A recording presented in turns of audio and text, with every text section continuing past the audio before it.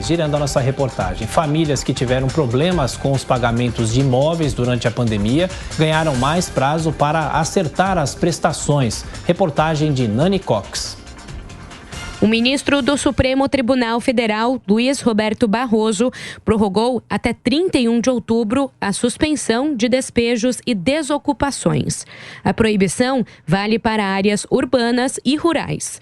Barroso pediu que seja convocada uma sessão plenária virtual nos dias 4 e 5 de agosto para análise do tema pelo colegiado. O ministro citou um novo pico de casos da Covid em junho, às vésperas da liminar perder validade, para justificar a medida. Ele destacou ainda que as quase 150 mil famílias que estão à beira de perder o local onde moram fazem parte da parcela mais pobre da população. O especialista em direito imobiliário, Marcelo Tapai, explica os limites da decisão do ministro.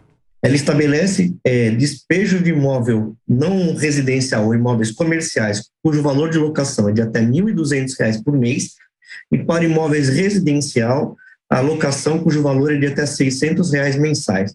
Ou seja, acima desses valores, continua normalmente, os despejos podem ser realizados normalmente. E também a retomada de imóveis de invasão.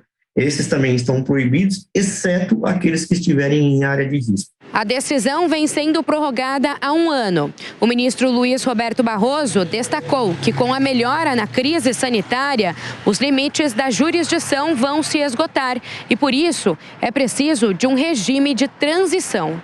Barroso acrescenta que, embora possa caber ao tribunal a proteção da vida e da saúde durante a pandemia, não cabe a ele traçar a política fundiária e habitacional do país. O advogado Marcelo Tapai alerta para o risco de haver despejos em massa quando a decisão do STF perder a validade. Aí é papel do Congresso, sim, e do Executivo também. O Executivo de promover políticas públicas para, de alguma forma, fomentar a habitação. Política pública, financiamento, imóvel de interesse social, enfim.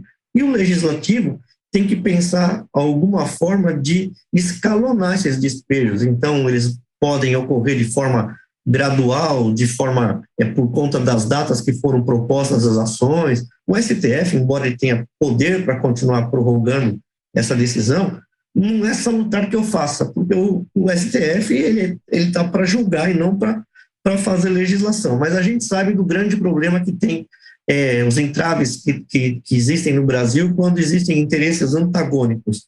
E isso é muito complicado. Deveriam agir com uma velocidade maior, mas nem sempre o fazem, especialmente porque também tem interesse político e ano de eleição. Em que pese haver uma lei e uma decisão judicial para suspender os despejos, não é razoável que quem tem condições de fazer o pagamento os faça, mesmo porque a suspensão dos despejos não significa perdão da dívida. O ministro do STF, Luiz Roberto Barroso, destacou que um projeto de lei em tramitação na Câmara dos Deputados, busca disciplinar medidas sobre desocupação e remoção coletiva forçada após 30 de junho, quando originalmente a liminar do Supremo perderia validade. O texto ainda aguarda designação de relator na Comissão de Agricultura, Pecuária, Abastecimento e Desenvolvimento Rural. Estamos já com os nossos comentaristas nessa sexta-feira, Amanda Klein, Roberto Mota, bem-vindos. Começando por você, Amanda, é correta essa decisão do ministro? Oi, Thiago, bom dia a você, Mota, Adriana, nossos telespectadores e ouvintes. Olha, eu acho que sim, né? Na atual conjuntura, no atual estado de coisas, de novo, o fundamental, né, o mais indicado seria que o Legislativo tomasse à frente desse tipo de ação, mas como a gente viu no final da reportagem, sequer um relator foi indicado ainda para esse projeto, o tempo urge, né, principalmente para as famílias que estão em crise econômica. Então, o STF, por meio do ministro Barroso, isso vai ser também discutido pelo Pleno do Tribunal, tomou essa atitude.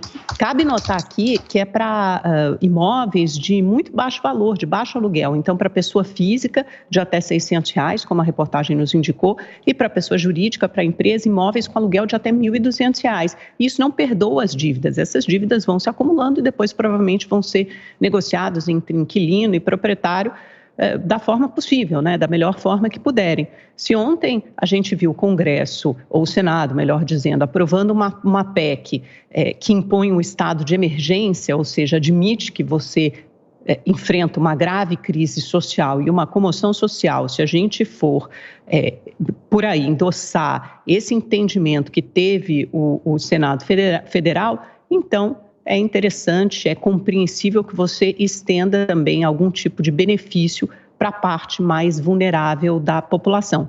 Afinal de contas, é um reconhecimento que você tem uma crise social que atinge principalmente a camada mais popular e, portanto, medidas emergenciais precisam ser tomadas. Ô Mota, é preciso essa ajuda por mais um tempo para quem não está conseguindo manter a sua própria moradia? É uma medida até humana ou tem alguma outra intenção por trás? E também a preocupação que a gente viu na reportagem com relação quando vencer, né? Quando essa medida terminar. Bom dia, Adriana, bom dia, Amanda, bom dia, Tiago. Pois é, a gente tem que medir uma política pública não é pelas intenções, é pelos resultados. Nesse caso, primeiro, cabe observar que é o judiciário fazendo política pública, claramente violando um direito da propriedade. Esse assunto deveria ser tratado pelo Congresso, né? Lá que estão os representantes eleitos que fazem política pública. Agora, o mais importante de tudo é observar que essa medida pode ter o efeito exatamente contrário ao pretendido, né? A medida aparentemente foi tomada com o objetivo de auxiliar as pessoas de menor poder aquisitivo, os mais pobres. Mas vamos pensar aqui, quem é que é dono de um imóvel que é alugado por menos de R$600? Lógico, são pessoas de menos poder aquisitivo, são pessoas pobres, muitas pessoas que juntaram dinheiro a vida inteira, né, e compraram uma casinha, um imóvel numa comunidade para alugar e complementar a sua renda ou até garantir a sua aposentadoria. Como é que ficam essas pessoas agora? Se o inquilino para de pagar o aluguel, ele não pode ser despejado, a pessoa que dependia daqueles R$300, daqueles R$400 para completar a sua renda ou até para sobreviver, não tem mais esse dinheiro. Aí fica a pergunta, quem se beneficia com isso?